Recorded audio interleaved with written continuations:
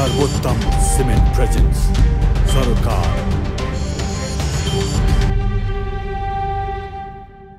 दर्शक नमस्कार, कार्यक्रम सरोकारमा स्वागत छ। म निमेश बन्जारे।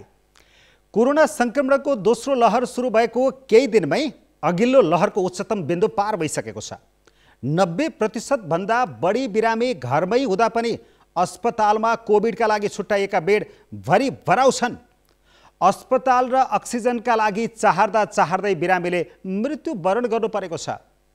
हाम्रा संयन्त्रलाई महामारी विरुद्धको तयारी गर्न यथेष्ट समय नभएको होइन, दुर्भाग्य त्यो समयलाई जोखिम बढाउन र महामारी फैलाउनमै प्रयोग गरियो। सत्ता र विपक्षी दलबीच कार्यकर्ता सडकमा उतारेर शक्ति देखाउने होड नै चल्यो।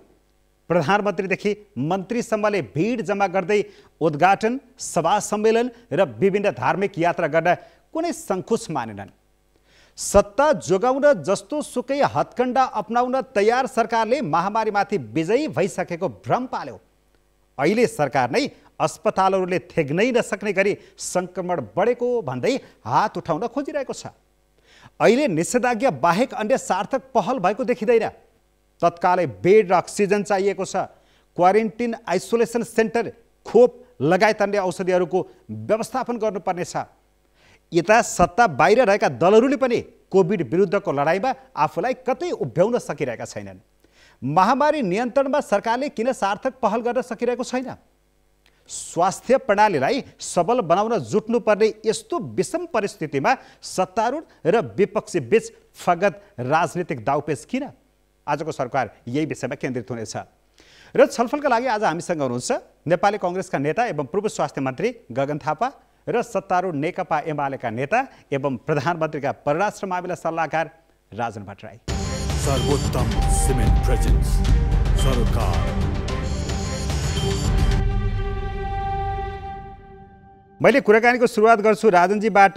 सरकारको अहिलेको मुख्य प्राथमिकता जनताको जीवन जोगाउने हो कि केन्द्र र प्रदेश सरकारको कुर्सी? राजनजी, अहिले जुन खालको महामारीबाट मुलुक बनिरहेको छ र सिङ्गो विश्व नै ग्रस्त बनिरहेको छ, त्यस हिसाबले जनताको जीवन जोगाउने कुरा नै पहिलो र प्रमुख हो। त्यसमा त दुविधै छैन। तर यस्तो प्रतिकूल अवस्थामा पनि तपाईँहरूले जो राजनीतिक खेल खेलिरहनु भएको छ, विशेष गरेर प्रदेशमा, यसले त जनता अलि दिक्क मान्ने स्थितिमा पुगे त। यो साह्रै फोहोरी खेल रहेछ। नेताहरूलाई जति भने पनि हुँदो रहेछ, उहाँहरूलाई कुर्सी बाहेक जनताको जीवनको केही मतलबै रहेनछ भन्ने भइरहेछ।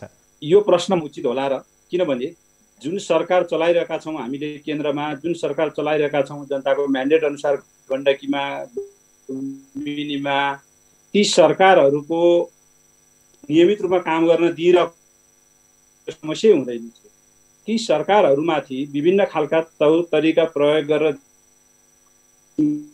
भाषाको माध्यमबाट होस्, हत्कण्डाहरू प्रयोग गरेर होस्, ती तरिकाबाट विस्थापित गर्ने जुन प्रयासहरू भए, त्यही प्रयासहरूलाई त्यो प्रयास उचित बाटोबाट आउँदा तिनीहरूको उचित हिसाबको सम्बोधन गर्ने, अनुचित किसिमबाट आएका छन् भने अनुचित भयो भनेर भनिरहेको अवस्था न हो।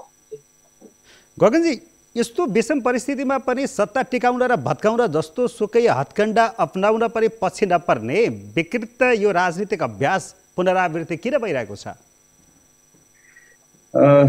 यो बेलामा कुनै पनि समाचार पढ्ने वा कुनै समाचार हेर्ने कुनै पनि एउटा नेपाली नागरिकलाई हामी सबैको क्रियाकलापले कति आक्रोशित बनाइरहेको होला, कति दुखी बनाइरहेको होला भन्ने म अनुमान लगाउन सक्छु। अहिले जे भइरहेको छ ती सबै कुरा दुर्भाग्यपूर्ण हो। यो भनिरहँदै गर्दा एउटा कुरा बिर्सनु हुन्न, 7 वटा प्रदेशमध्ये 6 वटा प्रदेशमा आनन्दले सरकार चलाउन पाइरहेको एउटा पार्टी नेपाल कम्युनिस्ट पार्टी, सङ्घमा करिब 2/3 बहुमत सहित रहेको नेपाल कम्युनिस्ट पार्टी आज तपाईँको कारणले, मेरो कारणले, चाहे प्रदेशमा होस् चाहे पछि वैशाख 27 गते हामी जे देख्न जाँदैछौँ, यी सबै कुरा तपाईँ वा मेरो कारणले गर्दा भएको होइन। आज हामीले नाटक भने पनि, नौटङ्की भने पनि, जे जस्तो कुराहरू देखिरहेका छौँ, प्रकट भएका छन्, यी सबै कुराहरू त्यही नेपाल कम्युनिस्ट पार्टीभित्रको, त्यसलाई लगेर हामीले पुस 5 सँगै सबै कुराहरूसँग जोडेरै हेर्नुपर्ने हुन्छ आज जे भएको छ उसको जरामा। यद्यपि यो भनिरहँदै गर्दा मलाई के चाहिँ लाग्छ भने अब यो आज सम्भवतः सायद तपाईँ त्यो विषयमा कुराकानी गर्न चाहनुहुन्न, नभएदेखि लुम्बिनी प्रदेशमा गरिएको त्यो नाङ्गो असंवैधानिक कामहरूको बारेमा सायद चर्चा गर्ने आज उपयुक्त फोरम नहोला, त्यो छुट्टै कुनै सन्दर्भमा चर्चा होला। खालि यतिमा चाहिँ मलाई के लाग्छ भने यो बेलामा हाम्रो निम्ति दुर्भाग्यपूर्ण हो। जतिखेर सङ्घको सरकार, प्रदेशको सरकार, स्थानीय सरकार, हामी सबै राजनीतिक दल, जनप्रतिनिधि यी कुनै पनि कुराहरू भन्दा जम्मा 1, 2, 3 हाम्रो प्राथमिकता यो महामारीसँग जुझ्ने मात्रै हो भनेर भन्नुपर्ने ठाउँमा यी विविध कुराहरूमा अल्मलिनुपर्ने स्थिति आउने कुरा यो दुर्भाग्यपूर्ण कुरा। सेवा मनी ट्रान्सफरको साथमा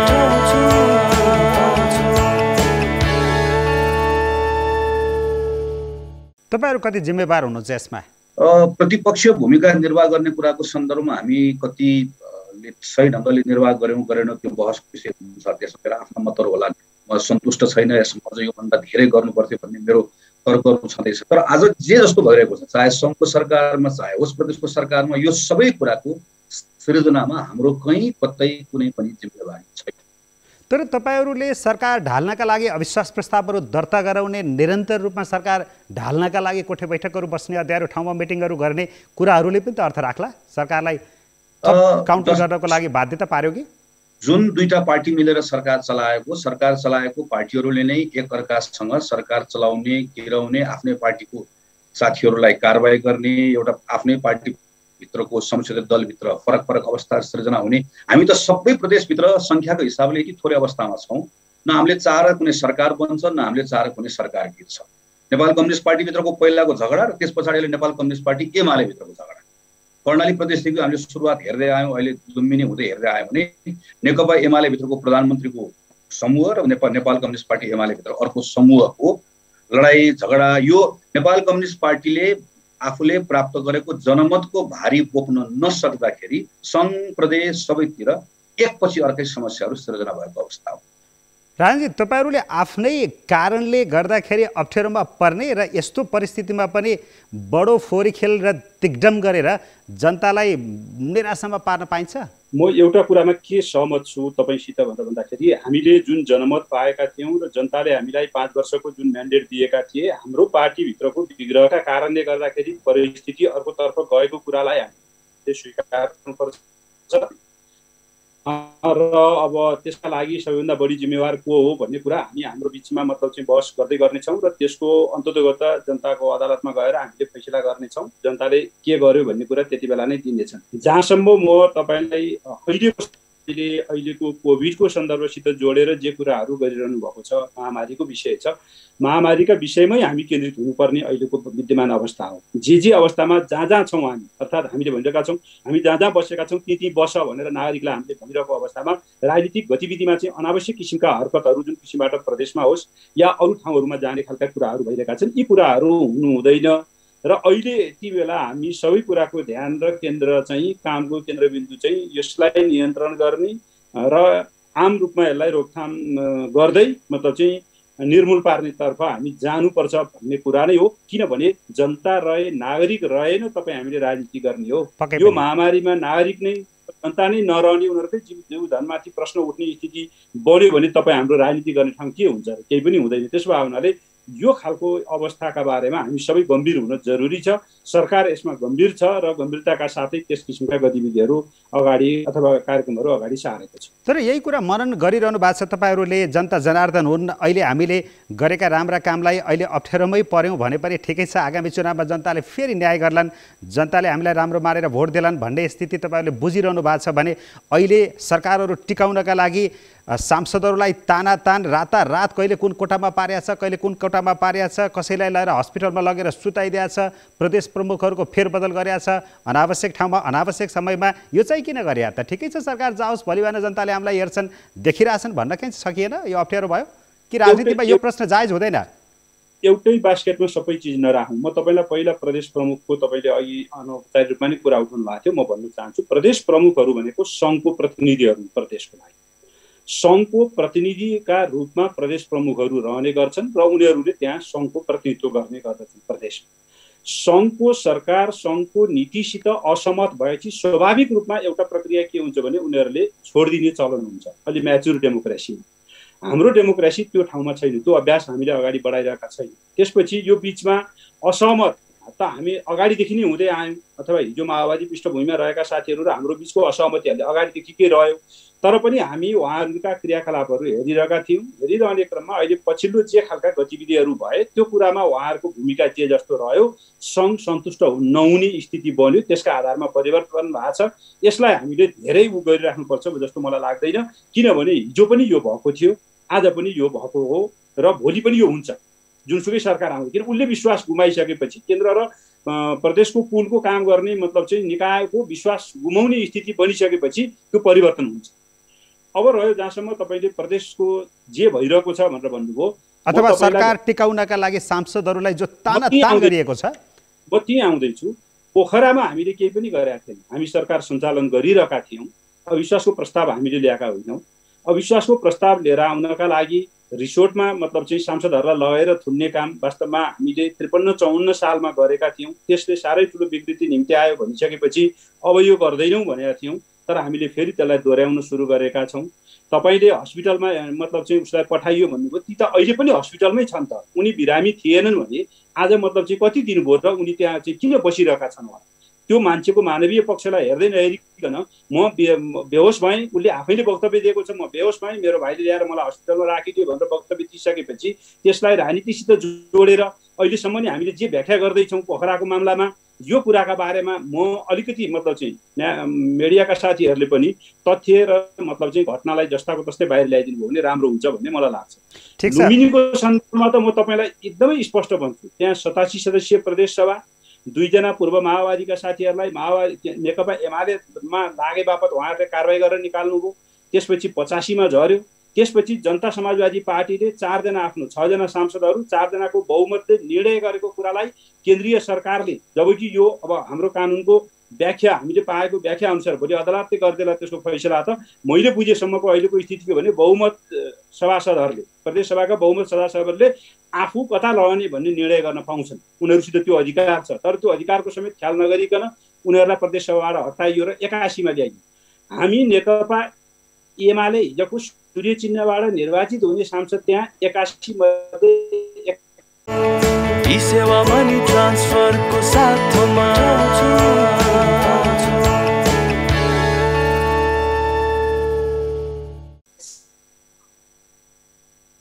41 बहुमत सदस्य रहिसकेपछि तिनीहरूको बहुमतको सरकार बनाउँछु भनेर भन्दाखेरि संविधानको कुन धारा अन्तर्गत मात्र यसलाई रोक्ने प्रयत्न भयो? अनि कोही मान्छेले हिजो निर्वाचनको बेलामा एउटा चिन्हबाट चुनाव लड्यो, अस्ति मतलब चाहिँ सर्वोच्च अदालतले फागुन 23 गते फैसला गरेर त्यसपछि पनि लगातार एमाले जब अविश्वासको प्रस्ताव आउने भयो र अर्को केही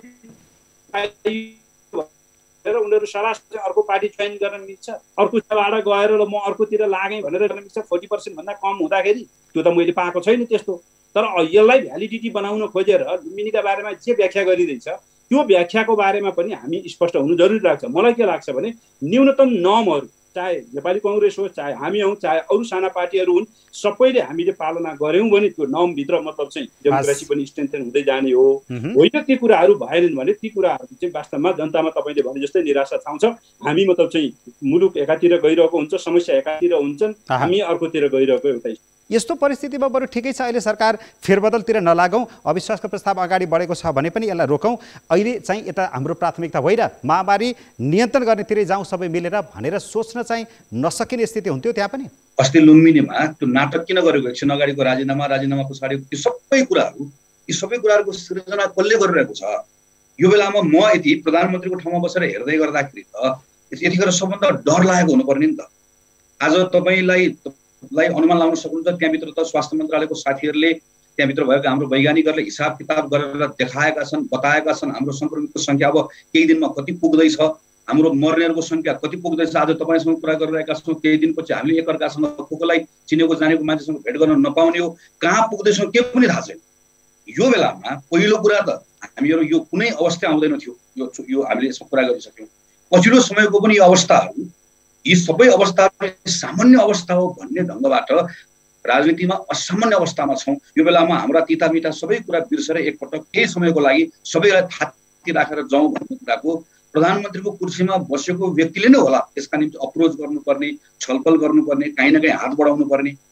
अहिले वैशाख 27 गते मलाई थाहा छैन वैशाख के हुन्छ हेरौँला, तर वैशाख 27 गतेको यही बेलामा पनि ल वैशाख 27 गतिको कि म विश्वासको मत लिन्छु कि नभए म निर्वाचनमा लिएर आज प्रधानमन्त्रीले भनेअनुसार भएको भए त निमेषहरू म अहिले भोट गरिरहेका हुन्थ्यौँ होइन, यति निर्वाचनको बेला हुन्थ्यो। अब अहिले यो बेलामा पनि हामी जुन बाटोबाट गुज्रिरहेका छौँ, यो गुज्रिरहेको बेलामा प्रदेश, केन्द्र, सङ्घ सबतिर मान्छेको जीवनभन्दा ठुलो कुराहरू के पनि होइन। 2-3 महिनालाई थाती राखौँ, सबै कुरा मिलेर गरौँ, यसरी गरौँ भनेर त प्रधानमन्त्रीले यतिखेर बोलाउनु पर्ने होला, छलफल गर्नुपर्ने होला, कुराकानी गर्नुपर्ने होला। अनि र त्यस पछाडि यो बेला अनि हामी पनि आफ्नो दलभित्र हाम्रो नेताहरूलाई भन्थ्यो होला छोडिदिनुहोस् है, सारा हाम्रो आफ्ना प्राथमिकताहरू छोडिदिनुहोस्, सब कुरा रोक्नुहोस्, जाउँ बसौँ एकै ठाउँमा बसौँ। हामी त एकै हामी सबैको कर्तव्य नेपाली जनताप्रति भन्थ्यो होला नि त। त्यो अवस्था निर्माण गर्ने कुराको हामी सबैको ड्युटी होला, तर सुरुवात कहाँबाट हुनुपर्ने हो, कसको जिम्मेवारी हो? ई सेवा मनी ट्रान्सफरको साथमा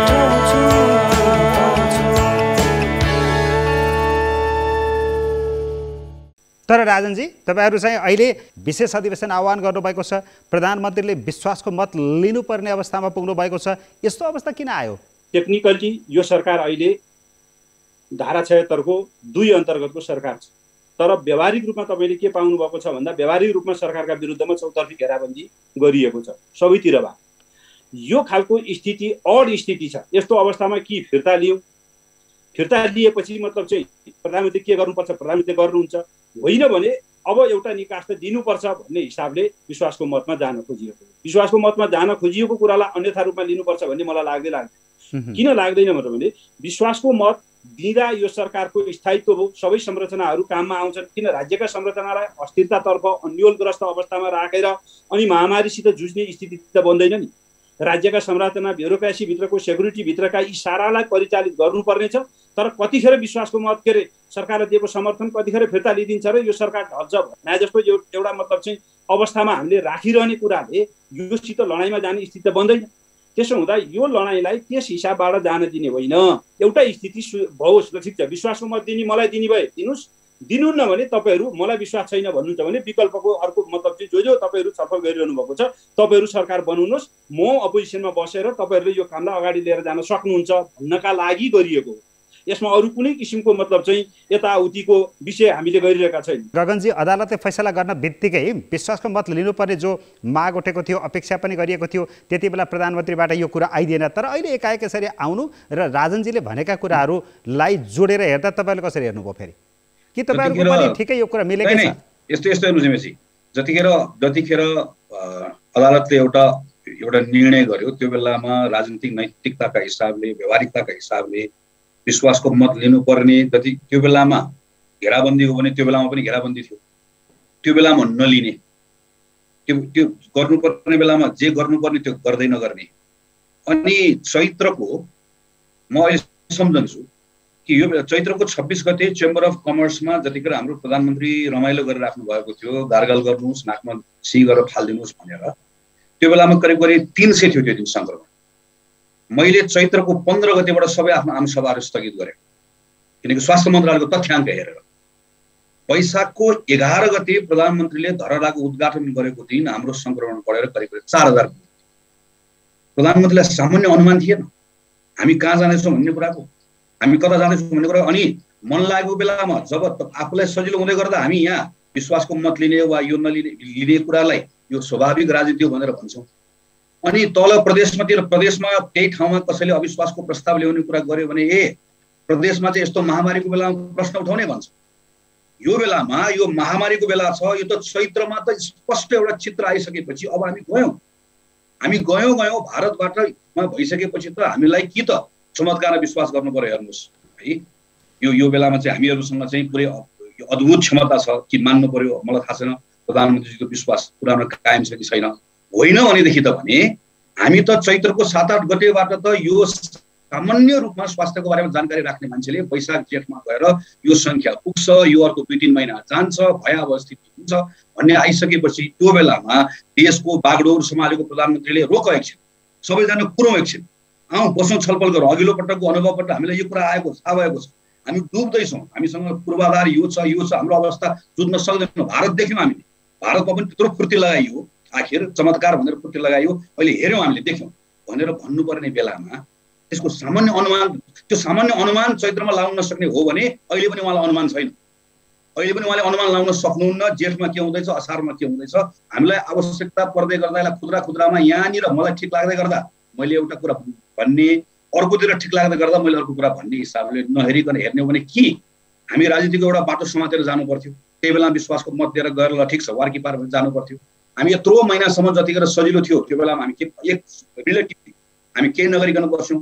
अब यो बेलामा यस्तो इमर्जेन्सीको अवस्था छ। मलाई अहिले यतिखेर तपाईँले मलाई 2टा आइसियूको बेड मिलाइदिनुहुन्छ भनेर तपाईँले अहिले टेलिभिजन कार्यक्रम भनिदिनु भने मलाई कसैले म तपाईँको टेलिभिजनको कार्यक्रमै छोडेर हिँडिदिन्छु।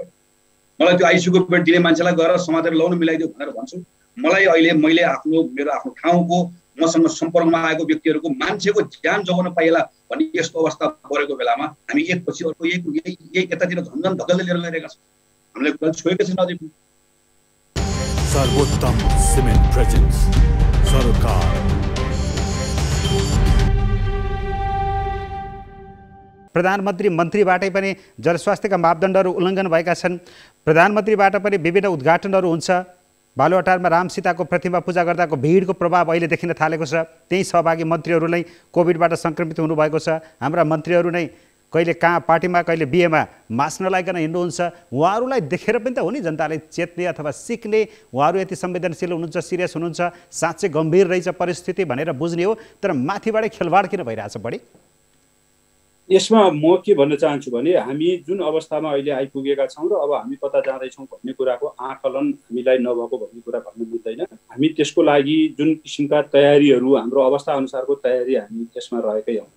जहाँसम्म कार्यक्रमहरूको सन्दर्भमा हामीले आजभन्दा 10 दिन अगाडिको अन्तिम कार्यक्रम हो त्यो धरहराको उद्घाटन सार्वजनिक कार्यक्रम भनेको। त्यसभन्दा यताका कार्यक्रमहरू सार्वजनिक रूपमा नगर्ने भनेका छौँ। तर अब छिटभिट रूपमा मान्छेहरूले यो हुन्छ नि, अब निर्णय गर्यो, निर्णय कार्यान्वयन नगरिदिएर उल्लङ्घन भएका हुन सक्छ केही ठाउँ, चाहे त्यो मन्त्रीकै तहबाट पनि केही उल्लङ्घन भएका भन्ने कुराहरू आएको छ। कतिपय ठाउँमा जिल्ला तहमा ती उद्घाटन र के अरे कार्यक्रमहरू भेलाहरू भए भन्ने कुराहरू आएको छ। कतिपय ठाउँमा यो चाहिँ सामाजिक संस्कारजन्य कार्यक्रमहरू, विवाह व्रतबन्ध जस्ता कार्यक्रमहरू पनि भए भन्ने कुराहरू आएको छ। ती कुराहरूले पारेको मतलब चाहिँ उसका लागि त्यसमा रहेका कमीहरूको बारेमा हामीले स्वीकार्नुपर्छ। यसलाई स्ट्रिक्टली हामीले मतलब चाहिँ फलो गरेर जानुको हामीसित विकल्प छैन। एक्सपर्टहरूले हामीलाई लकडाउनको विषयमा अब मतलब चाहिँ बिस्तारै सङ्क्रमित सङ्ख्या बढ्न थाल्यो, त्यसो हुनाले यसलाई चाहिँ अलिकति कडाइका साथ र यी कडाइ मेजर्सहरू लिएर अगाडि जानुपर्छ भन्ने कुरा वैशाखको पहिलो हप्ता पछाडि नै भनेको। त्यसमा हामीले अरू हिसाबबाट हामीले जानु हुँदैन। हामी इन्डियाको केसकै मामलामा पनि इन्क्रिजिङ थियो, तर यो जुन खालको भयावह स्थितिमा जान्छ भन्ने कुराको आकलन इन्डियाभित्र पनि बाहिर अरू दुनियाँले पनि मतलब चाहिँ सहयोगकै हिसाबले पनि अहिले पछिल्लो कालमा नै आउन थालेका हुन्। त्यस हिसाबले हामीले बुझेको हो। अब जहाँसम्म मतलब चाहिँ एक्सपर्टहरूको रायहरू आइसकेपछि लिने स्टेपको बारेमा भनियो भने हामीले जे सुझावहरू आएका छन् तिनै कुरालाई ध्यानमा राखेरै हामी यी कुराहरू गरिरहेका छौँ। एउटा बेला थियो जति बेला लकडाउन गर्नै हुँदैन, लकडाउनको विषयमा वा मतलब चाहिँ रिस्ट्रिक्सन के भन्छ निषेधाज्ञा जस्ता कुराहरू अहिले गर्न आवश्यक छैन, गर्नु हुँदैन, यो गर्दाखेरि चाहिँ धेरै अप्ठ्यारो पर्यो, यो अप्ठ्यारोबाट जाने कुरालाई गर्नु हुँदैन भनेर इभन एक्सपर्टहरूकै लेभलमा कुराकानी हुँदा पनि ती कुराहरू थिएन। यो मलाई लाग्छ म अहिले ठ्याक्कै डेटको उसमा जान सक्दिनँ, तर वैशाखको पहिलो हप्ता सुरुका 2 गतिसम्म पनि यो विषयको उसमा माहौल थिएन। एक्सपर्टहरू पनि त्यसको ओपिनियनमा थिएन। कोहीले कहीँ इन्डिभिजुअली एक्सप्रेस गरेका कुरा एउटा हो। म खालि एकदम क्विकली एउटा कुराको एउटा फ्याक्ट मात्र राख्न चाहन्छु। गएको वर्ष यो माघको पहिलो हप्तादेखि नेपालमा जनस्वास्थ्यको क्षेत्रमा दखल राख्ने मन्त्रालय र मन्त्रालय बाहिरको साथीहरूले सरकारलाई हामीहरू सबैको निरन्तर रूपमा ध्यान आकर्षण गराउँदै आए कि सरकार ठुलो गल्ती गर्दैछ, तपाईँहरू पनि गल्ती गर्दै हुनुहुन्छ।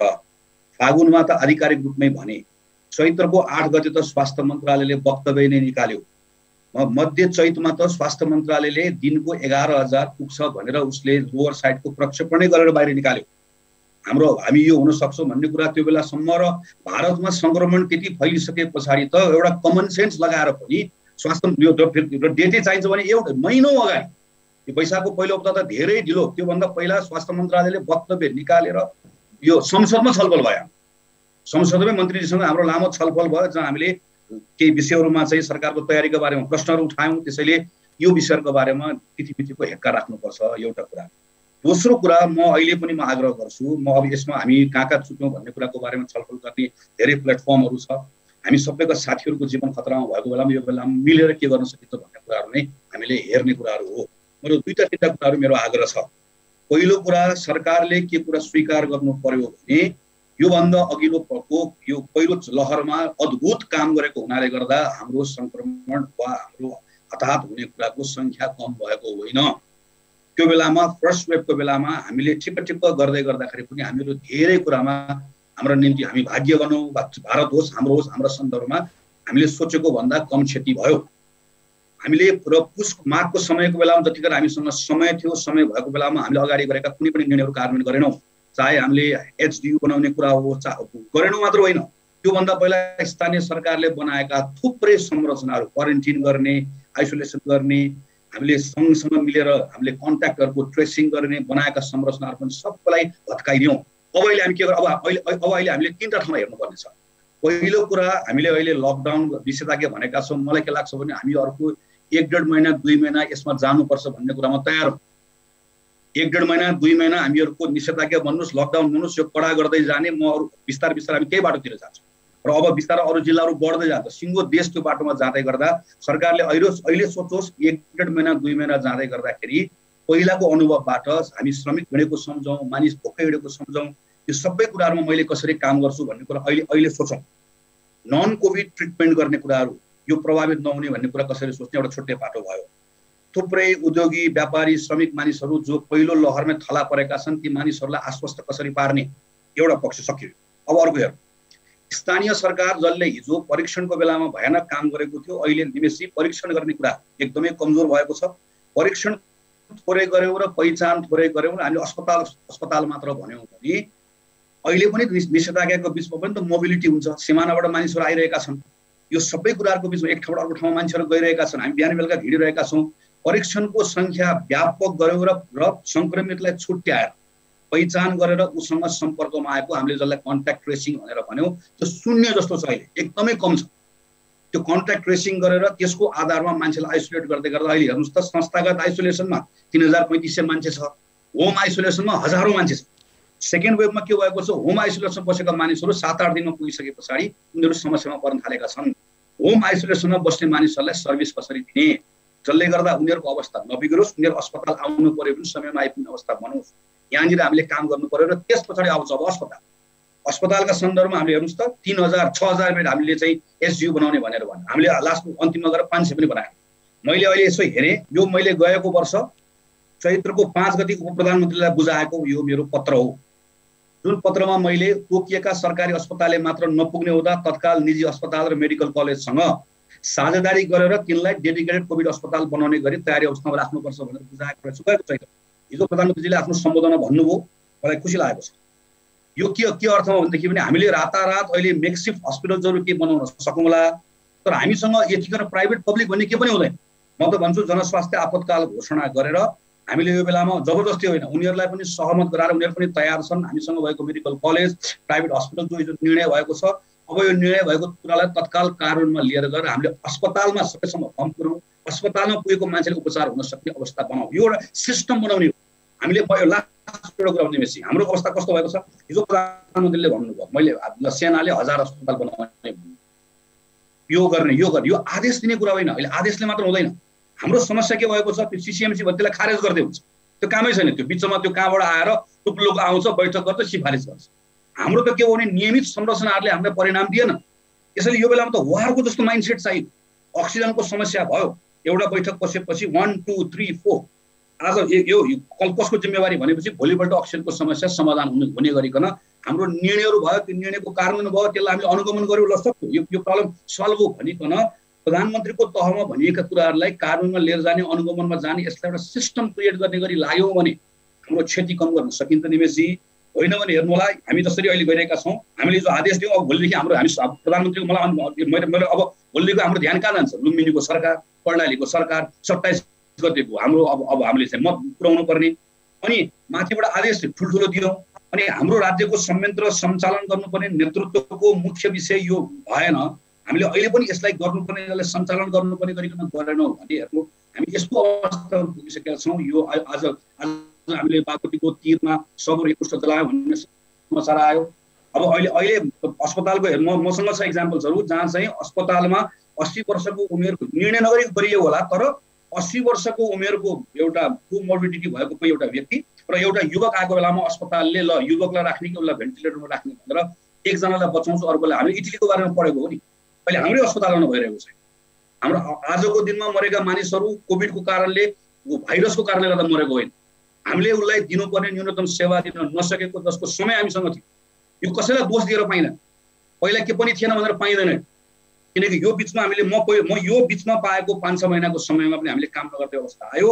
अब अहिले हामीले ओभरनाइट हामीले अहिले प्रधानमन्त्री, म धेरै कुरा भन्दिनँ, प्रधानमन्त्रीले हिजो भाषणमा बोल्नुभएको कुरा 1 हप्ताभित्रमा यी सबै कामहरू सम्पन्न गर्ने गयो भने अहिलेको अवस्थामा पनि हामीले थोरै भए पनि सुधार गर्न सक्छौँ। ओके राजनजी, सरकारमाथि प्रश्न उठिरहेका छन् र व्यवहार त पनि सरकारले जे गर्छु र गरिरहेका छौँ भनेको छ, तल देखिएको छैन। यस्तो किन भइरहेछ? आदेश दिएर मात्र त हुँदो रहेछ। गगनजीले भन्नुभयो बिचमा तपाईँले खडा गरेका संयन्त्रहरूले जस्ता सिसिएमसीले कामै गर्न सकेनन् भन्ने आयो।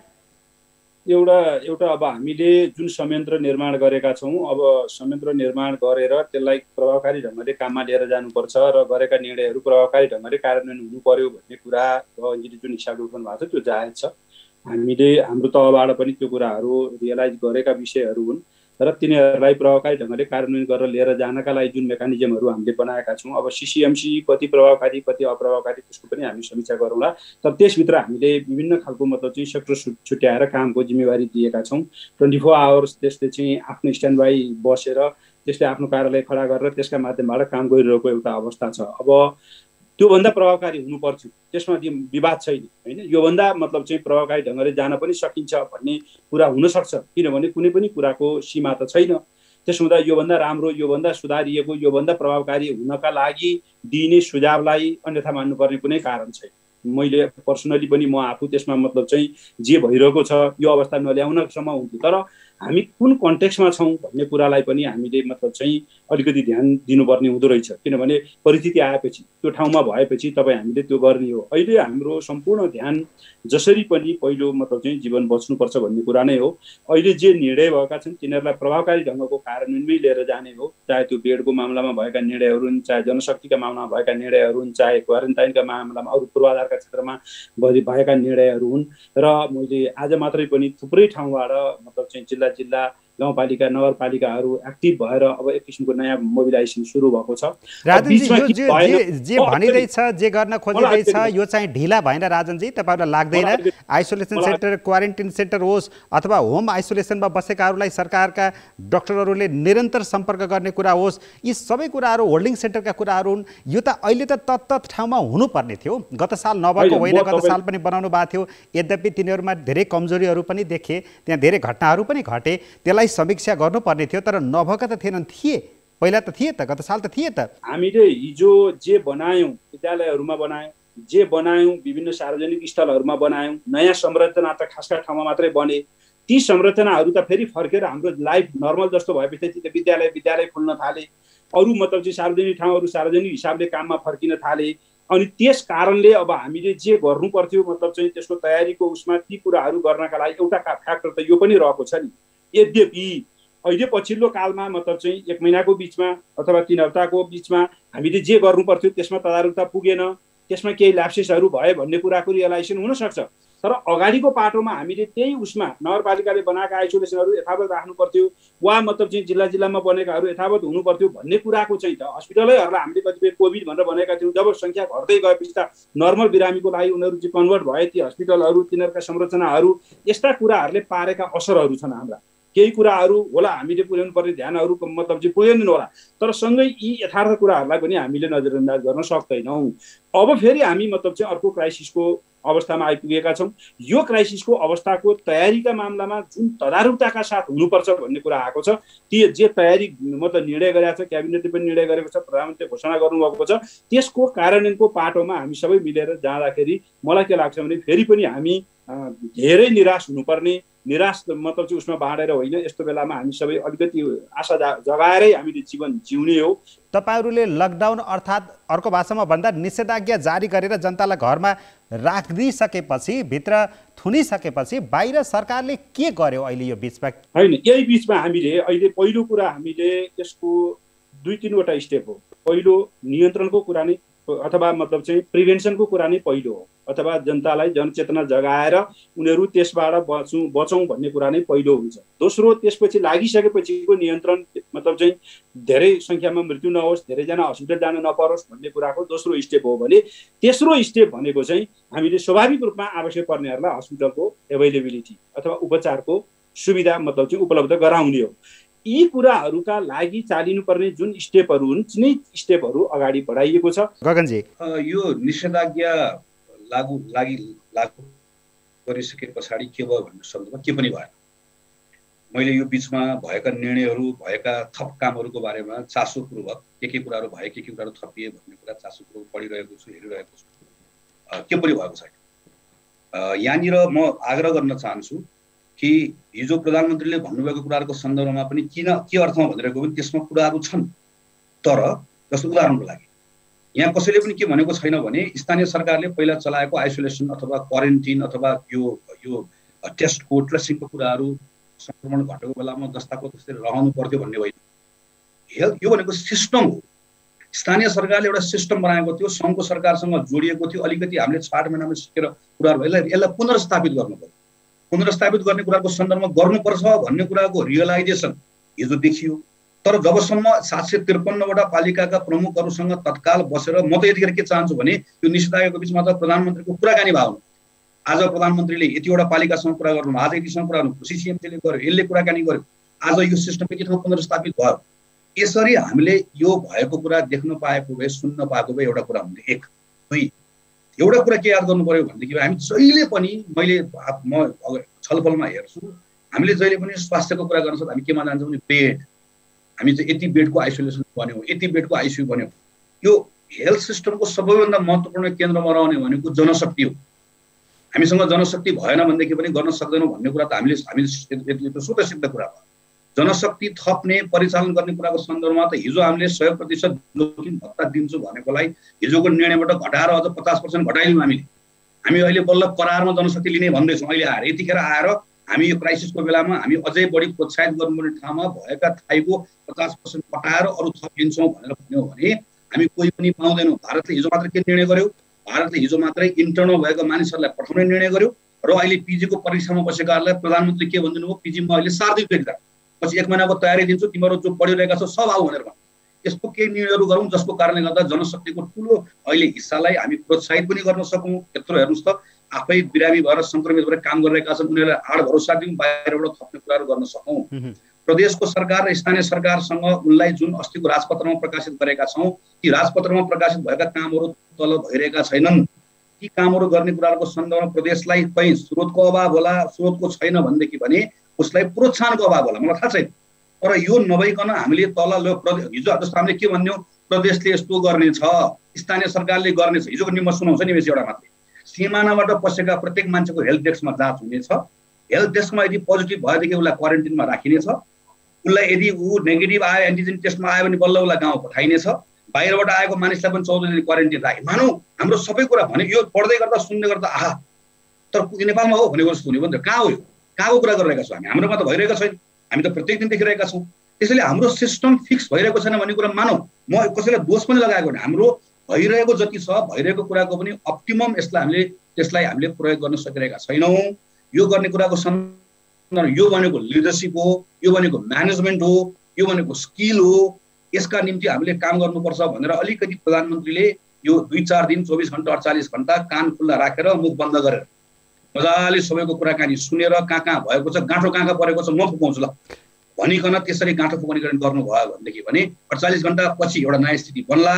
नभए अहिले मलाई त म चाहिँ डराएको छु निमेषी, म डराएको छु, म तर्सेको छु। कसैले मलाई म सकाएँ, मलाई कमजोर भने भन्नुहोस्। म यो दोस्रो लहरमा मेरा थुप्रै साथीहरू, प्रियजनहरू, म आफ्नै नागरिक दाजुभाइ दिदीबहिनीहरू गुमाउने कुराले डराएको छु। र के कुराले गर्दा छटपटाएको हो भनेदेखि भने ती मानिसहरू जोगाउन सकिन्छ। अहिले पनि यिनलाई जोगाउँ, यिनलाई जोगाएदेखि हाम्रो राजनीति भोलि गर्दै गर्नु, यिनलाई जोगाउँ। आजको दिनको सबभन्दा महत्त्वपूर्ण हिजोको स्टेटमेन्टमा मैले हेरेँ, नेपालमा 0 PCR हुन्थ्यो, अहिले आएर 85 परेको। हामीसँग के छ भन्ने कुरै थाहा छैन। फागुन 23 गते सार्वजनिक महत्त्वको प्रस्ताव सदनमा लाँदै गर्दाखेरि त्यो बेलामा नेपालमा दैनिक 4000 टेस्ट हुन सक्ने क्षमता त्यही बेलामा नेपालसँग, जतिखेर हामीले फर्स्ट टाइम भर्खर टेस्ट गर्दै थियौँ नि, त्यो बेलामा दिनको 4000 टेस्ट नेपालमा हुन सक्ने हामीसँग उपकरण थियो, हामीसँग जनशक्ति थियो। तर हिजोको अब अस्तिदेखि उहाँलाई कोले भनिदिरहेको छ, पार्लियामेन्टमा पनि त्यही कुरा भन्नुहुन्थ्यो, सुन्ना थियो यहाँ पुऱ्याए, अब के लागिरहेको छ भने अद्भुत गर्यो भन्ने लागेको छ।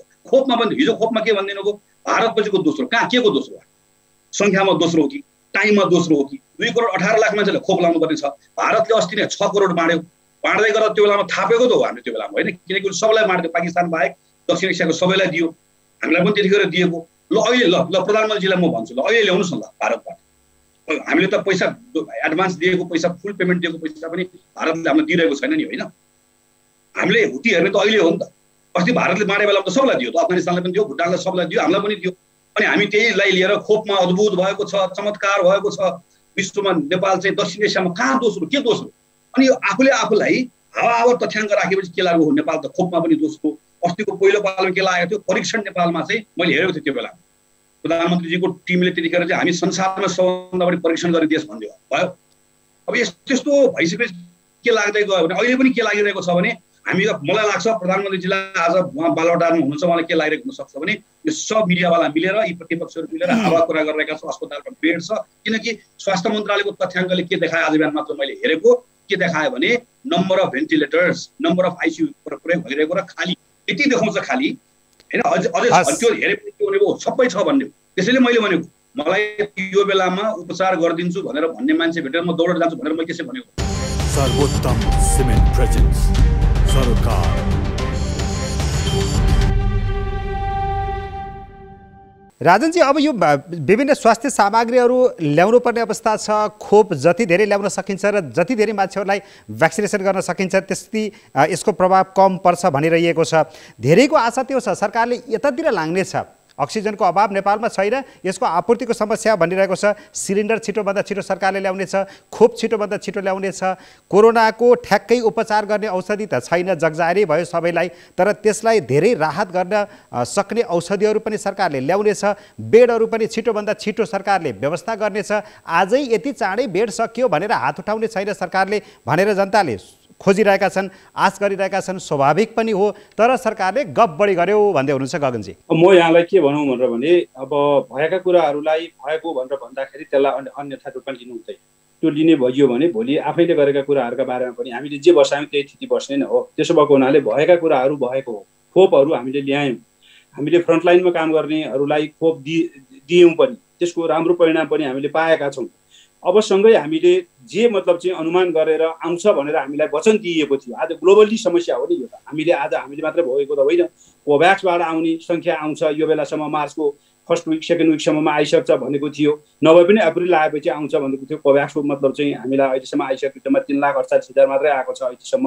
हामीले पैसा तिरेर हामी दिन्छौँ भनेर भनेको मतलब चाहिँ छिमेकी मुलुक, किन हामीले उत्पादन गर्ने त होइन खोप, त्यसमा छिमेकी मुलुकलाई पैसा दियौँ, हामीले एडभान्स दियौँ, सबै चिज पेमेन्ट गरिसकेर अब यति आउँछ भनिसकेपछि त्यो कुरा चाहिँ अहिले रोकिरहेको छ। आधी आयो, आधी आउन बाँकी छ। त्यसपछि हामीले अरू मतलब चाहिँ छिमेकी मुलुकहरूसित त्यसका लागि गरिएका प्रयासहरू, जुन हामीले सिनोभ्याक मतलब चाहिँ चाइनिजहरूसित 8 लाख लियौँ हामीले, त्यसमा हामीले थप अरू मतलब चाहिँ केही दिनका लागि उनीहरूलाई भनेका छौँ। उनीहरू त्यसमा सकारात्मक रहेको छ, तर पनि उनीहरूले डेलिभरी गर्न चाहिँ सकिरहेका छैनन्। त्यही कुरा हामीले त्यसपछि हामी रसियनसित एप्रोचमा गएका छौँ। अहिले युएसको मतलब चाहिँ अब 6 करोड चाहिँ बाँड्न सकिन्छ भन्ने कुरा आएको छ। हाम्रो प्रयास के छ भने 6 करोड चाहिँ मध्ये हामीलाई केही दिइयोस् भनेर हामीले त्यहाँ एप्रोच गरिरहेका छौँ। त्यसो हुँदा हाम्रो प्रयास युएनको मतलब चाहिँ एजेन्सीसित हामीले त्यस किसिमका प्रयासहरू गरिरहेका छौँ। यसरी हाम्रा प्रयासहरू चौतर्फी हामीसित एभाइलेबल मतलब चाहिँ जुन कनेक्सन छ, हाम्रा रिलेसनहरू छन्, त्यो रिलेसनहरूलाई प्रयोग गरेर मतलब ल्याउने प्रयासमा हामी निरन्तर लागिरहेका छौँ र यो प्रयासलाई निरन्तरता दिनुपर्छ। यो नै यसको निदानको अन्तिम उपाय हो। यो हामीले पनि बुझेका छौँ, तपाईँ हामीले पनि बुझेका छौँ, यो वैज्ञानिक कुरा हो, यसलाई यताउति भन्ने कुरै छैन, यसमा यी परको कुरै होइन। दोस्रो अर्को म के भन्न चाहन्छु भनेर भन्दाखेरि हामीले अहिले मतलब चाहिँ जे मतलब चाहिँ हामी गर्न कोसिस गरिरहेका छौँ ती कुराहरूलाई अब वार फुटिङमै हामी गर्ने हो। प्रधानमन्त्रीले जे निर्देशन अस्ति दिनुभयो, क्याबिनेटले जे निर्णय गरेको छ, हरेक सङ्घ र प्रदेश स्थानीय तहको मतलब चाहिँ कनेक्सनका लागि मन्त्रीहरूको सबै 7वटै प्रदेशमा मन्त्रीहरूलाई जिम्मेवारी दिएको छ। तत्त जिम्मेवारी लिनका लागि सम्बन्धित प्रदेशहरूमा मन्त्रीहरू पुगिसकेका छन्। उनीहरूले सङ्घ र तलको प्रदेश, त्यसपछि त्यहाँको प्रदेश आफ्नो हिसाबले स्थानीय तहसित समन्वयमा काम गरिरहेको छ र सबै अब म त अधिकांश भनौँ न, अब अहिले म सबै उसले चाहिँ त्यस हिसाबले पुग्नुपर्छ भन्ने निर्देशन चाहिँ गएको छ। तर अधिकांश अब आफ्ना मतलब चाहिँ जे निर्देशन माथिबाट आएको हो त्यसको तयारीमा लागेका छन्। उनीहरूलाई रिसोर्सको अभाव हुँदाखेरि माथिबाट सिधै रिसोर्सको व्यवस्था गर्ने कुरा राजनजी यो निर्देशन गएको छ, काम हुँदैछ भन्नुभन्दा पनि आज राति यो काम भयो, आज बिहान यो काम भयो, 1 घण्टा अगाडि यो काम भयो भनेर बताउने बेला होइन यो कुरा त म त्यो केन्द्रमा छैन नि जहाँ बसेर तपाईँले यो कुराका लागि तपाईँ अहिले 1 घण्टा आज के भयो, हिजोको निर्णय मध्ये आज कतिवटा भए भनेर तपाईँले निर्णय सोध्यो भने कि तपाईँले स्वास्थ्य मन्त्री बोलाउनु पर्थ्यो होला कि सिसिएमसीको प्रमुखलाई बोलाउनु पर्थ्यो होला कि सिसिएमसीको मतलब चाहिँ ह्यान्डलिङ गरिरहेको त्यहाँको चाहिँ होइन तपाईँको छाउनीको हाम्रो चाहिँ त्यहाँको कार्यालय हेडलाई बोलाउनु भएको थियो भने त्यसो हुन्छ। मैसँग आउने कुरा पनि त्यसको त केही समय लाग्छ, जसका कारणले त्यो कुरा के भएको छ, कतिवटा बने, अब आइसोलेसन सेन्टर कतिवटा बने भनेर तपाईँले अहिले मलाई सोध्नुभयो, अस्तिको निर्णयपछि कतिवटा बने, त्योभन्दा अगाडि कतिवटा थिए भनेर भन्नुभयो भने म अगाडिको डाटा भन्न सकुला, तर अस्तिको निर्णयपछि कतिवटा भयो भन्ने डाटा मसित नहुन सक्छ। तर वस्तुगत रूपमा व्यावहारिक रूपमा नाङ्गो आँखाले देख्दाखेरि पनि आजै यति चाँडो बेड सकिएर अब अस्पतालमा ल्याएर उपचार गर्ने क्षमता छैन है, हामीसँग तपाईँहरू सचेत हुनुहोस् भन्ने बेला भएको थियो र राजनजी? होइन, त्यो स्टेटमेन्टको बारेमा म तपाईँलाई त्यो स्टेटमेन्टपछि करेक्सन गरेर स्टेटमेन्टहरू आइरहेका छन्। स्वास्थ्य मन्त्री आफैले हामीले हात उठाएका छैनौँ है भन्नुभएको छ। वार्निङको रूपमा जनतालाई कतिपय बेलामा वार्निङ दिनुपर्ने, अब त्यो कुबेला भयो कि सही बेला भयो त्यो दिनु आफ्नो ठाउँमा छ। त्यसलाई मतलब चाहिँ जुन स्टेटमेन्ट त्यहाँको सहप्रवक्ताले दिएको स्टेटमेन्टलाई नै सबै चिज बनाइएको छ त्यो छ। त्यस पछाडि स्वास्थ्य मन्त्रीले भिडियो सन्देश मार्फत भन्नुभएको छ हामीले हात उठाएका छैनौँ, जे हामी गरिरहेका छौँ त्यसलाई निरन्तरता दिन्छौँ, हामी हात उठाउनेवाला छैनौँ। अझ उहाँले मोरली म जिम्मा लिन्छु किनभने यो स्वास्थ्य क्षेत्र भएको हुनाले म स्वास्थ्य मन्त्री हो भनेर उहाँले जिम्मा लिनुभएको छ। प्रधानमन्त्रीले हिजो भन्नुभएको छ सरकार भाग्दैन र यो भागेर समस्या मतलब चाहिँ समाधान हुन्छ भन्ने पक्षमा सरकार छैन, हामी यसको जिम्मेवारी लिइरहेका छौँ भनेर हिजो बोल्नुभएको छ। त्यस भएको हुनाले यसलाई त्यो एउटा स्टेटमेन्ट जुन स्वास्थ्य मन्त्रालयबाट नआउनु पर्ने बेलामा आयो त्यो कुरा वार्निङको रूपमा उनीहरूले दिने क्रममा अब त्रुटि नै भन्नुहोस् त्यसलाई त्रुटि भएको छ, बाँकी कुरा त्यसरी हात उठाउने भन्ने कुरा भएको छैन। अर्को म तपाईँलाई भन्छु हिजो मात्रै भएको निर्णयको कारणकै कुरा गरौँ न। वीर हस्पिटलमा 300 बेडको अहिले नयाँ भनेको बिल्डिङलाई हामीले कोभिडमा लाने भनेर भनेका छौँ होइन। त्यसपछि त्यहीसँग यतापट्टि जोडिएको अथवा हाम्रो ट्राउमा सेन्टरसित जोडिएको आर्मीको बिल्डिङलाई अर्को हामीले बनाउने भनेर निर्णय गरेका छौँ। हामी अरू काठमाडौँका अरू एभाइलेबल ठाउँहरूको केन्द्रीय रूपमै यिनीहरूको परिचालन गर्ने, किनभने उपत्यका नै अहिले सबभन्दा बढी मारमा परेको छ, झन्डै 50% सङ्क्रमित चाहिँ उपत्यकामा रहेका छन्। त्यस भएको हुनाले उपत्यकामा केन्द्रित रहेर केन्द्रीय सरकार आफ्नै अगुवाईमा आफ्नै पहलमा उसले मतलब चाहिँ कामहरू गरिरहेको छ। योभन्दा बाहेक अब स्थानीय र प्रदेश सरकारका आफ्ना पहलहरू पनि सुरु भइरहेको छ। काठमाडौँ महानगरपालिकाले नै आज बिहान निर्णय गरेको छ, उसले मतलब चाहिँ एउटा टिम बनाएर परिचालित गर्न सुरु गरेको छ। जनशक्तिकै कुराहरूको सन्दर्भमा पनि ठिक छ, जनशक्तिको बारेमा अहिले गगनजीले उठाएको एउटा कुरा अहिले हाम्रो सन्दर्भमा पनि हामीले बुझिरहेका छौँ कि वास्तवमा रिटायरहरूको सन्दर्भ भन्दा बढी चाहिँ अहिलेको लास्ट इयरमा अध्ययन गरिरहेका लास्ट सेमेस्टरमा अध्ययन गरिरहेको सङ्ख्यालाई मोबिलाइज गर्दा चाहिँ राम्रो हुन्छ भन्ने सुझाव आएका छन्। उचित सुझावहरूलाई उचित मतलब चाहिँ सुनवाई गरेर त्यसको निर्णय गरिनुपर्छ। त्यो निर्णय गर्ने कुराका लागि पहल गर्नुपर्छ। हामी पनि जुन ठाउँमा जिम्मेवार छौँ त्यस हिसाबले हामी पहल गर्नेछौँ। गगनजी तपाईँले अघि पनि स्वास्थ्य सङ्कटकालको कुरा थोरै जोड्नु भएको थियो। यो स्वास्थ्य सङ्कटकाल लगायो भने यसले फाइदा के हुन्छ, यसले कसरी काम गर्छ?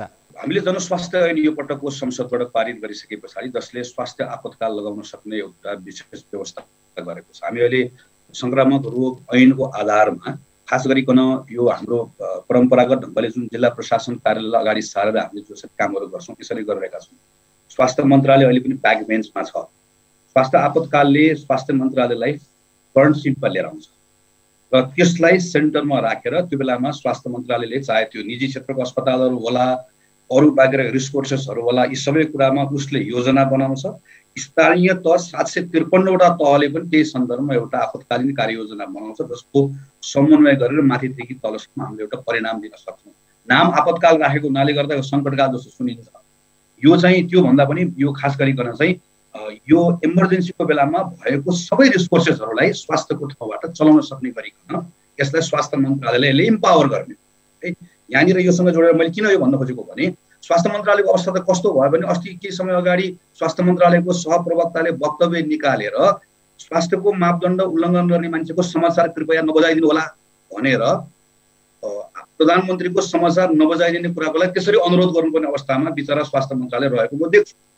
अहिले हेरौँ जस्तो हेर्नुहोस्, हामीले जस्तो अहिले पनि छलफल आयो। मैले तपाईँलाई गएको पोहोर सालको डकुमेन्टहरू देखाएँ। मैले पोहोर साल स्वास्थ्य मन्त्रीलाई बुझाएको म गएको पैसाको 11 गते पैसाको 15 गते बुझाएको डकुमेन्ट मैले राखेर बसेको छु। जहाँ हामीले अक्सिजन प्लान्टदेखि लिएर जति कुराहरू आज छलफल गरिरहेका छौँ यी सबै कुराहरूको बारेमा छलफल गर्यौँ। केही बजेट पनि छुट्यो, काम हामीले केही पनि गरेनौँ। हामीले अहिले एसडियू बेडको मात्र हेऱ्यौँ भने टिचिङ अस्पतालमा अहिले गरेको निर्णयले मैले तलमाथि कलम चलाउँदै गर्दा भोलि अख्तियारले समात्ला कि भन्ने डरले निर्णय गर्न लपकाउँदाखेरि थपिनुपर्ने बेड नथपेर बसेको अवस्था छ। आज हामीले वीर अस्पताल भन्ने निर्णय गर्नु, अब यहाँ त के हुने भयो, हामीले 1 वर्षदेखि भनिरहेको अहिले हामीले निर्णय गर्यौँ, विभिन्न चरणमा निर्णय हुँदै सिसिएमसीमा पुग्यो, अब मन्त्री परिषदले गर्यो। अब यो वीर अस्पतालको तपाईँले भनेको जस्तो त्यो सञ्चालन गर्ने कुराको लागि अर्को 1 महिना लाग्छ। त किन लाग्छ भनेदेखि भने नियमित अवस्थाबाट काम हुने त अस्ति भइसक्यो नि त। वीर अस्पतालको त्यो बिल्डिङमा हामीले अहिले के चलाउने, हामीले आइसोलेसन चलाउने, एचडियू चलाउने हो भने हामीले त वीर अस्पतालको लिडरसिपसँग बसेर राउन्ड टेबलमा बसेर त्यहीँ बसेर कति जनसङ्ख्या थप्ने, कति पैसा चाहियो, इमर्जेन्सी भनेर दियो होला नि त होइन, वार फुटिङमा काम गर्ने कसरी गर्ने, ग्याप कहाँ छ भने ल तपाईँ लिमिटेसन भनेर आज बेलुका आज हामीले यो निर्णय गऱ्यौँ, अब 3 दिन पछाडि हाम्रो यहाँ सुरु हुन्छ भनेर यसरी सुरु गर्ने अवस्था पो होला त। हामीले यो यतिखेर काम गर्ने भनेको त हामी त बडो फुर्सद छ जस्तो गरिकन हामी निर्णय गर्ने भयौँ, त्यो तहमा गएर निर्णय हुने भयो, त्यो निर्णयको कार्यान्वयन कहिले हुने। यसका निम्ति अहिले पनि म के देखिरहेको छु भने अहिले स्वास्थ्य मन्त्रालयको साथीहरू कतिपय कुराहरूको सन्दर्भमा त्यसका ज्ञापन आफ्नो होला काम गर्ने कोसिसहरू गरिराख्नु भएको छ। स्वास्थ्य मन्त्रालयकै कुरा प्रधानमन्त्रीले सुन्नु भएन, स्वास्थ्य मन्त्रालयकै कुरा प्रधानमन्त्रीले टेर्नु भएन, स्वास्थ्य मन्त्रालयकै कुरालाई उहाँले दिनु भएन भन्ने मैले बाहिरबाट हेर्दै गर्दाखेरि चाहिँ पटक्कै हेर्नु भएन, पटक्कै टेर्नु भएन, पटक्कै सुन्नु भएन। अझै पनि त्यसले त्यो स्पेस पाइरहेको छैन के गर्ने भन्ने कुराको सन्दर्भ हिजो पनि हेरेँ मैले डिसिजन्सहरू। अब हामीले 1000 बेडको अस्थायी अस्पताल बनाउने भन्ने कहाँ बनाउने हो, कसरी बनाउने, हामीसँग भएको मेडिकल कलेजहरूसँग हामीसँग 7000 8000 बेड अहिले उपलब्ध छ। जनशक्तिसँग अलिकति समायोजन गर्यो भने हजारौं बेड अहिले हामीले रातारात थप्न सक्ने हाम्रो अवस्था छ। हामीले कहाँ कोभिड चलाउने, कहाँ नन कोभिड चलाउने, म्यानेजमेन्ट कसरी गर्ने स्वास्थ्य मन्त्रालयको साथीहरूलाई राम्रोसँग थाहा छ। एकपटक बसेर कुराकानी सुनौँ त, नेपाल मेडिकल एसोसिएसनलाई बोलाउँ, क्रिटिकल केयरमा काम गरेको साथीहरूलाई बोलाउँ, अनि खास गरिकन पब्लिक हेल्थमा काम गरिराख्नु यत्रो धेरै साथीहरू हुनुहुन्छ, उहाँहरूसँग बसेर छलफल गरौँ त, मन्त्रालयलाई पनि राखेर मन्त्रालय बाहिरको साथीलाई राखेर अहिले भएको रिसोर्सेसको प्रयोग कसरी गर्ने भन्ने हामीलाई बाटो देखाउने साथीहरू त्यो पनि हाम्रो रिसोर्स हो नि, हामीसँगै छन् यहाँ। तर तिनको कुरा पटक्कै सुनिन। त्यस कारणले गर्दा स्वास्थ्य आपतकालले स्वास्थ्य मन्त्रालयलाई यसलाई थप इनेबल गर्छ भन्ने मेरो बुझाइ थियो। तर स्वास्थ्य आपतकाल घोषणा गर्दाखेरि धेरै कुराहरू बलमेचाइ हुन्छ, धेरै कुराहरू सरकारले पेलेर जान्छ, त्यसको रेगुलेट गर्ने अथवा त्यसलाई वार्निङ गरिरहने वाच गरेर बसिरहने प्रतिपक्ष हुनुपर्छ। त्यही प्रतिपक्ष लुते अवस्थामा छ, अहिले इतिहासकै सबैभन्दा कमजोर अवस्थामा छ। तपाईँहरू त्यस्तो अवस्थामा हुनुहुन्छ, झन् मन परे हुँदैन? यसरी हेर्नुहोस्, त्यसरी हामीले हेऱ्यौँ भने पेल्ने सरकारले त्यसै पनि आपतकाल नलाए पनि पेलेकै छ, लुते हुने आपतकाल नलाए पनि लुते भएकै छ। हामीले त्यो आर्गुमेन्टबाट गयौँ भनेदेखि भने यो आपतकाल हुँदै गर्दाखेरि यो हाम्रो अधिकारहरू सबै खोसिने सबै कुरा यो कोणबाट होइन। यो स्वास्थ्यको आपतकालले चाहिँ हामीलाई यो बेलामा म फेरि पनि भनौँ, हामी स्वास्थ्य मन्त्रालयलाई फ्रन्ट सिटमा राखेर उसले गरेका निर्णयहरूलाई स्वास्थ्यले निर्णय गर्छ, सिडिओले फलो गर्छ। सिडिओले निर्णय गरेर अहिले हेर्नुहोस् त 5 बजेदेखि 7 बजीसम्म खोल्ने भनेको छ। सब साइन्टिफिक बेसिस के हो? एकैपल्ट खोलेर सबै मान्छे जम्मा हुने कसरी हो? चेन ब्रेक गर्न खोजेको यति भन्नु। अहिले के गर्न के खोजेको? चेन ब्रेक गर्न खोजेको। सो स्वास्थ्यले भन्ने भयो म यसरी गर्छु, त्यसलाई प्रशासनले त्यसलाई मद्दत गर्ने, उसले बनाउने हो योजना। उसले भन्ने भयो चेन ब्रेक गर्ने मेरो योजना यो छ, मान्छेहरूको बिचको सम्पर्कलाई तोड्ने योजना मेरो यो छ, कन्ट्याक्टलाई यसरी ट्रेस गरेर म यसरी लिएर जान्छु, आइसोलेसनको प्रयोग यसरी गर्छु भनेर ऊ फ्रन्ट सिटमा आउने भयो। त्यसपछि अरूले त्यसलाई फलो गर्ने। ओके राजजी, अब त्यसो तयारीमा छ सरकार? स्वास्थ्य आपतकाल घोषणा गरेर जाने अवस्थामा पनि पुगेको हो स्थिति? 2-3वटा कुरा यहाँलाई स्पष्ट पारेर जान्छु। यो चाहिँ पहिलो कुरा के हो भने सिसिएमसी जुन केन्द्रमा रहेको छ त्यो सबै मन्त्रालयका सचिवहरू इन्क्लुडिङ स्वास्थ्यको सचिव र स्वास्थ्य सम्बन्धी निर्णय गर्ने एक्सपर्ट प्रस्ताव स्वास्थ्य मन्त्रालयले लगेर गर्ने सिसिएमसीले निर्णय गर्ने हो। स्वास्थ्य मन्त्रालयको कुरो सुनिएन भन्ने कुरा चाहिँ त्यस्तो होइन, त्यहाँ प्रतिनिधि रहन्छ। त्यसै गरी हामीले जिल्ला सिसिएमसी बनाएका छौँ अथवा डिसिएमसी, के नाम छ त्यसको, त्यो नाम तपाईँले गर्नु होला। त्यो जिल्लामा त्यहाँ प्रतिनिधि स्वास्थ्य मन्त्रालयको प्रतिनिधि हुन्छ, जनस्वास्थ्यको प्रतिनिधि हुन्छ। उनीहरू बसेर छलफल गर्दाखेरि अझ सिसिएमसीको उसमा त तपाईँको चाहिँ हाम्रो विभिन्न हस्पिटलहरूका अगुवा व्यक्तिहरू समेत त्यसको चाहिँ सदस्यहरू रहनुभएको छ। त्यो बैठकमा उहाँहरू आमन्त्रित हुनुहुन्छ, कतिपय स्वत पदेन सदस्यहरू हुनुहुन्छ। त्यो उहाँहरूले स्वास्थ्य सम्बन्धी स्वास्थ्य मन्त्रालयसित जोडिएको कुराहरूको लिड नै उहाँहरूले गर्ने हो। त्यसमा मतलब चाहिँ हामीले त्यो मेकानिजमलाई नि त्यस हिसाबले नै बुझौँ। तर गगनजीले भनेअनुसार नै हामीले स्वास्थ्य मन्त्रालयका अधिकारीहरूसँग कुरा गर्दा उहाँहरूले पनि के भन्नुहुन्छ भने अन द रेकर्ड भन्न नसक्नु होला, तर अफ द रेकर्ड उहाँहरूको पनि गुनासो के हुन्छ भने हाम्रा कुराहरू माथि सुनिँदैन, माथि कुनै पनि संयोजन छैन, कोअर्डिनेसन छैन, उहाँहरूले हाम्रा कुरा बुझ्नुहुन्न भन्नुहुन्छ माथि पोलिटिकल लिडरहरूलाई। त्यस्तो अब मैले थाहा पाएसम्म, म स्वास्थ्य मन्त्रालय चलाएको त मान्छे त होइन, तर मैले बुझेसम्म के छ भने स्वास्थ्य मन्त्रालयले एउटा विशेषज्ञहरूको एउटा टिम छ, त्यो टिमसित रेगुलर मिटिङ गर्ने गर्छ। उनीहरूको बिचमा मतलब चाहिँ हाम्रा जनस्वास्थ्यसित रहेका बाहिरका विज्ञहरू होस् या स्वास्थ्य मन्त्रालयभित्रका विज्ञहरूको बिचमा नियमित मतलब चाहिँ बैठक बस्ने गर्छ र यो विषयसित जोडिएको कुरामा उहाँहरूकै अगुवाई रहने गरेको छ। जहाँसम्म पर्याप्तताको कुरो पर्याप्त भएको छैन, म यसमा स्वीकार्छु यहाँहरूसित कि पर्याप्त भएको छैन, पर्याप्त बनाउने बाटोतर्फ हामी जानुपर्छ। यो प्रयासलाई हामीले सामूहिक रूपमा नै अगाडि लिएर जाने हो। अब रह्यो मतलब चाहिँ हामीले के गर्ने हो यसमा मतलब चाहिँ निर्णयहरू गर्दाखेरि यो भएको छ कि छैन भन्ने कुराका लागि पनि अहिले गगनजीले भन्नुभएकै जस्तो प्रयासहरू भएका छन्। के अरे वीर लागि आवश्यक जलशक्ति होस् या मतलब चाहिँ आर्थिक सोर्स होस् या इक्विपमेन्टको कुराहरू होस्, हामीले सञ्चालन गर्नलाई के आवश्यक हुन्छ भन्ने कुरा सिसिएमसीको प्रमुखको हिसाबले प्रधानमन्त्रीज्यूले सुरु गर्नुभएको छ छलफल। त्यही कुरा उहाँले सिरिज अफ अरू हस्पिटलहरूसित र अरूसित पनि गर्नुभएको छ।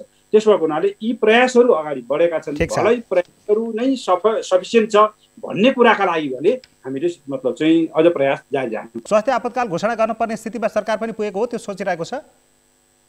यो सरकार सबै किसिमका निर्णयहरू जुन निर्णयले अहिलेको यो अवस्थाबाट हामीले यो समस्यालाई नियन्त्रण गरेर निर्मूलमा बाटोमा जान सकिन्छ, ती सबै एभाइलेबल निर्णयहरू गरेर अगाडि जान तयार छ।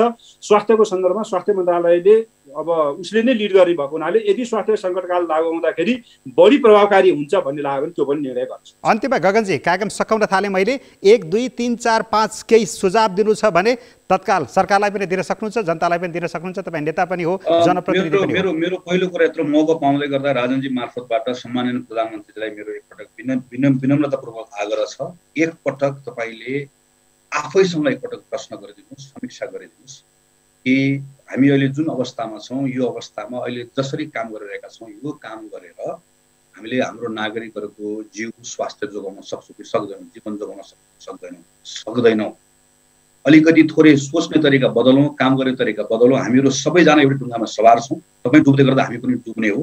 हामी जुन जिम्मेवारीमा रहौँला, छौँ होला, भोलि रहौँला, हामीले मिलेर मात्रै अहिलेको यो लडाइँ जित्न सक्छौँ। मेरो एउटा आग्रह यो छ।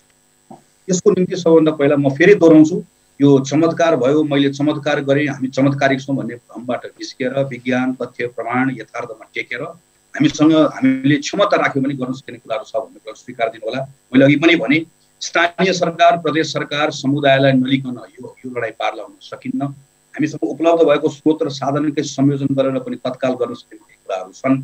हाम्रो अहिलेको समस्या भनेको निर्णय नहुने समस्या होइन, आदेश नदिने समस्या होइन, आदेशको पालना गर्न नसकिने, समन्वय नहुने, परिणाम नआउने समस्याहरू। यसमा वान बाई वान लामो छलफल गरिसक्यौँ, यसमा अलिकति हामीहरू काम गरौँ। हामी सबै सँगै बसेर काम गर्न तयार छौँ। अन्त्यमा मेरो आग्रह, कान्तिपुर टेलिभिजन हेरिराख्नु भएको सबै दर्शकहरूलाई मेरो आग्रह, यो पटकको दोस्रो लहरको बेलामा हामीहरू साँच्चीकै यस्तो अप्ठ्यारो अवस्थामा पुगिसक्यो, योभन्दा अरू बढी अप्ठ्यारो अवस्था आउन सक्छ। मैले तर्साएको होइन, मैले सचेत रहन आग्रह गरेको। काठमाडौँ र धेरै प्रभावित जिल्लाभन्दा अरू बाहिरको जिल्लाहरू साथीहरूसँग सम्पर्क गर्दा हाम्रोमा त खास समस्या छैन, तपाईँहरूकोतिर छ भन्नुहुन्छ। मैले हिजोबाट काठमाडौँमा बुटवलको साथीहरू, हेलिकप्टरबाट आएको साथीहरूको सामना गरिरहेको छु। बाहिरको जिल्लाको जस यसरी बढ्दै गएको देख्दै गर्दा यो सबैतिर आइपुग्नेवाला। त्यसैले काठमाडौँले गरेको गल्ती तपाईँहरू नगर्नुहोस्।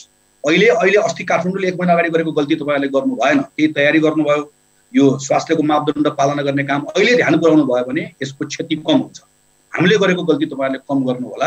हामीहरू नागरिकले पनि सरकारले देख्ला भनेर होइन, हामी आफ्नो लागि, आफ्नो सुरक्षाका निम्ति, आफ्नो प्रियजनको सुरक्षाका निम्ति मापदण्ड पालना गर्ने कुरामा नचुकिकन पालना गर्न पनि म सबैलाई आग्रह गर्न चाहन्छु। रानजी, म फेरि पनि यहाँलाई के भन्न चाहन्छु भने तपाईँको टेलिभिजन मार्फत सरकार अत्यन्त गम्भीर छ यो विषयमा। सरकारले आफ्ना भएका सबै साधन, स्रोत, जनशक्तिदेखि लिएर हामीसित भएका सबै पक्षहरूलाई मतलब चाहिँ प्रयोग गरेर उपयोग गरेर यसको नियन्त्रण र रोकथामको बाटोमा सरकार जान तयार छ। यसमा नागरिकको पनि उत्तिकै भूमिका रहेको छ। नागरिकहरू आफू पनि मतलब चाहिँ यसमा जिम्मेवार भइदिनुहोस् र जहाँ जहाँ ल्याप्सेसहरू भएका छन् तिनीहरूलाई करेक्सन गरेर जान पनि सरकार तयार छ।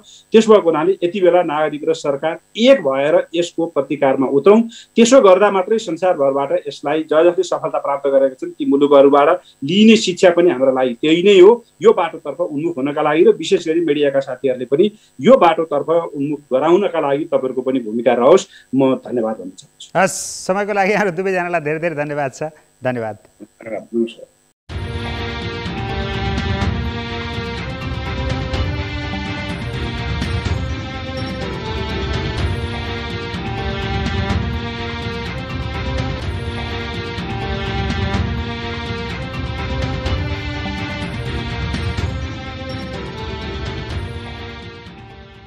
Presented by Sarbotam Cement, Sarbotam Mazbuti.